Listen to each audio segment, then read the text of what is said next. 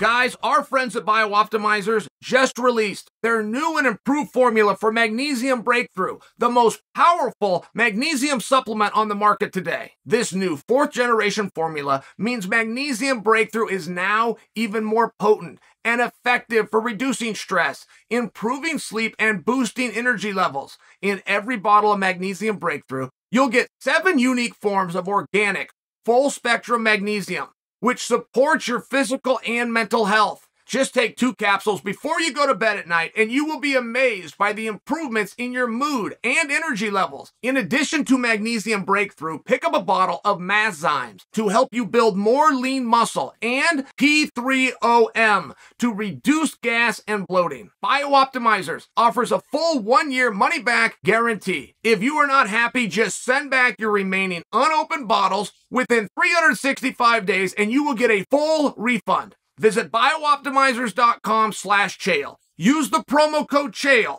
to get $10 off and free shipping, or just click on the link below. Let's rethink Conor McGregor. There's been a lot of moving parts with Conor, right?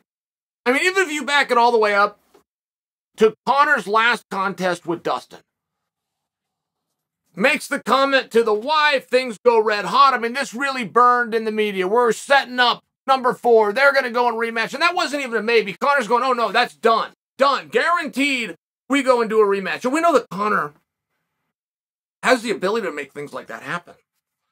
But it was a period of time. I mean, you get it. You guys have been pissed off before, right? You've been pissed off and motivated and going to go back and you're going to do something. But that did seem to pass. Conor's always had Dustin somewhere on the tip of his tongue. But we went many months without hearing him say Dustin Poirier's name, and in the meantime, saying other guys' names. I'm taking you back a ways. But every time there was a pay-per-view with anybody that was remotely close to Conor's size, I mean, this trickled all the way down to Henry Cejudo. He and Henry are still having this back and forth. Red Panty Night is still very real. The guys want the fight. Conor's going to be able to come in and have whoever he wants. I'm just sharing with you that at one point, no, that was Dustin Poirier or bust. But we moved on from that. Then somewhere along the way, we see Conor, he's huge. Now, that made sense to me. I just come from the world of wrestling, one of the only sports on earth where you must weigh in before you're allowed to compete. And I will generally know a former wrestler when I run into him. Maybe he's got a little something in his ear, maybe. But then he's going to be overweight. I just see this left and right. Wrestlers will sacrifice and they'll cut weight and then they will reward themselves. Very common thing to do. So when I see Conor coming in around 190, you also got to understand the workload. Again, I'll just stay on wrestlers. We're talking about 3 and 4 hours a day, every single day of extremely intense training. You're going to look good. You're going to look fit. You take that away, the calories are still coming in. They're just not going out. You guys understand this. I don't have to explain how we gain weight to you, right? I'm just sharing for you when we see 190-pound Conor McGregor. That didn't mean he got into the proteins and the creatines and was just lifting weights. It had slowed him down in some other areas. So now all of a sudden, we don't have a 190-pound Conor McGregor. We got about a 177-pound Conor McGregor, starting to look better. But we're also reading about how the training has picked back up. In the meanwhile, we haven't really heard about Dustin Poirier. For a period of time, we were hearing world title fight.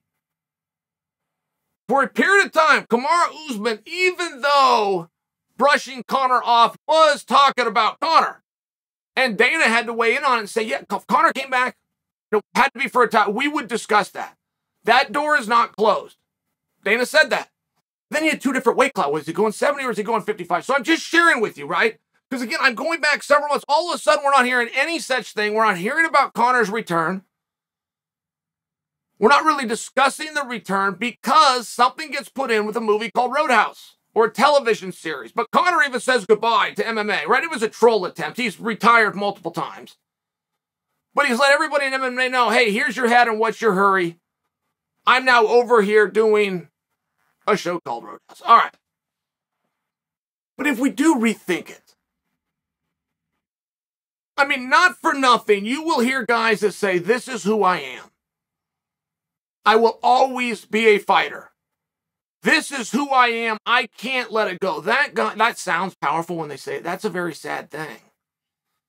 What do you mean this is who you... What are we talking about this is who you are? This is who you became. You had a goal. You aspired. You worked hard. You became that. You're just still here? You're stuck in the... What do you mean I'm a fighter and I can't stop? But it does get to become your identity. I will tell you, it's very hard. If you do something and that's who you are, that's what you do, and now you're not, right? People that retire all the time, not just from sport. I'm talking about men that put in 65 years old, put in their 30 years, and they're going to retire. It's tough. I mean, there's a moment there where you look around and go, what do I do? Who am I? Conor McGregor is very much locked into and associated with combat. That's true. That's still real, but it doesn't always have to be. I don't know that Conor's going to get over into Roadhouse and this thing's going to blow up, and that's not some big project, in all fairness. I'm a little surprised they got Conor McGregor. But he might just make it in that field. Popular guy, and he's a great entertainer, he's a great performer, but just imagine he does. Doesn't mean that I'm right. I'm not predicting that I will be right. Conor's going to go off and be a movie star, but imagine that he does. Well, now that's who he is. Right? When you have people say, I'm a fighter, I will always fight, this is who I am, well, it's who you became. But you choose. If you want to take the sacrifice, the goals, the learning curve, the hard work, the time, the rejection, you choose. If you want to take those skills that you learn and then go and do something else. There was a time when The Rock was the wrestler. This is who he is. That is what he was. I mean, he was saying these words, and he was a third-generation guy. His pops was a wrestler. All of his cousins are still wrestling. Roman Reigns is still in there, dancing around. I mean, there was a real truth when The Rock said, but then he found something else. Took that same hard work, took that same charisma, went and did something else. Now that is currently who he is. I mean, do you understand the difference? Conor's not there yet with acting.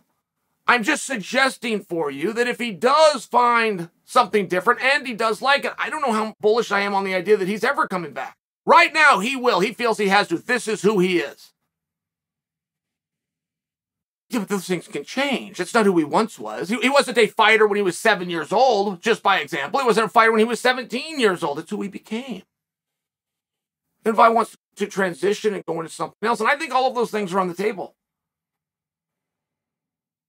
When we have the tweet from Conor telling MMA it's been real, but I could go back 5 or 6 other times that Conor's retired from the sport as well. So I certainly don't grasp to that. I can look at the physique of Conor and tell he wasn't working very hard and now he's back training really hard. The question becomes, for what? If you are coming back, is it at 170? Is it at 155? Does the outcome of Oliveira and Islam even matter? At one point, that answer would have been yes. You'll bet your ass it does. At one point, Conor would have seized the opportunity. A fantastic matchup for Conor. I mean, a really interesting match where the line would be a lot closer than you might think is Leon versus Conor. And there was a time when Conor was, hold that thought, Kamaru Usman, Dana White and company. Let me check my calendar. Let's see if I can get back by then. But it was an opportunity that he didn't take. Should we get anything from that? Because all of this happens in conjunction and simultaneously with finding out that he is not being tested by USADA. Now, there's 3 reasons why USADA would not test you.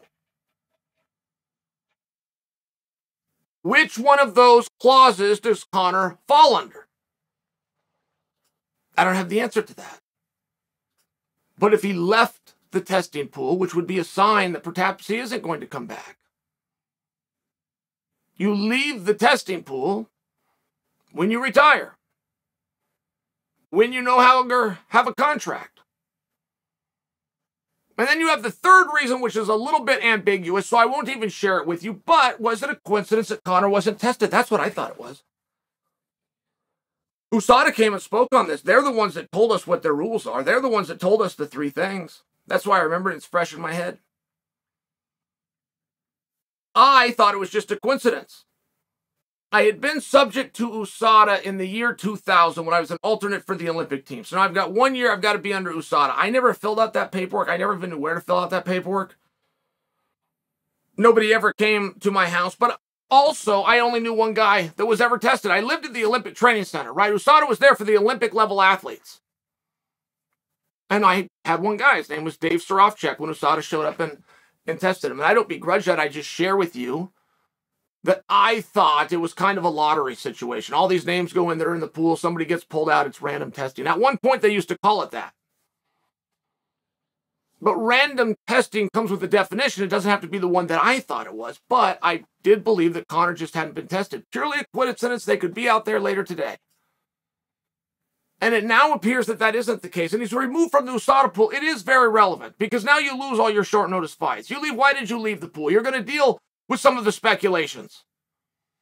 And then to re-enter and come back, it just becomes a process. It becomes a thing, which would not be in line with the way that Conor's career has been ran up until this point. So what do you make of that? I don't have a conclusion. I don't make a whole lot of it. I mean, USADA is a tremendous amount of work. It is a tremendous nuisance that guys who want to be in fair sport will enter a pool and they will make those sacrifices to be part of fair sport because they respect USADA. But if you knew that you were Conor and you knew there was something else coming, right? Hey, my legs hurt. This is going to be a year. I don't want to do all this paperwork, which sets myself up.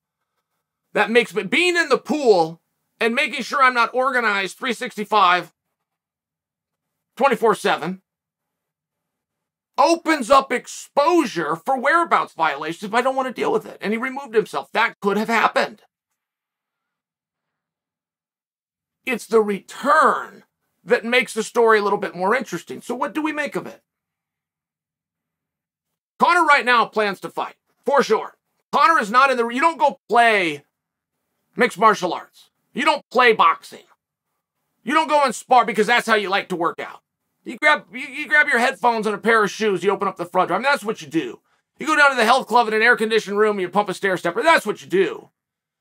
Conor's in there. He's in the gym. He's at SBG. He's getting his private lessons. He's getting his heart rate up. He's getting his body back under control because he has a goal of returning to fighting. I understand that. I'm just sharing with you. He doesn't have to stay there. And all this talk about this is who I am, I'll never let it go, I'm a fighter, all this talk of that, there's a real truth to that unless you can become something else. And Conor has a lot of opportunities. I don't make anything salacious out of the USADA business. If he, in fact, is removed from the pool, I think it would serve Conor to come out and tell us why. And I think I just hit it on the head. 24/7, 365, to be part of a pool that wouldn't matter even because you're not going to compete. There would be a responsibility for your lawyer or your legal team to come to you and say, hey, let's remove you from this pool. That might have just been it.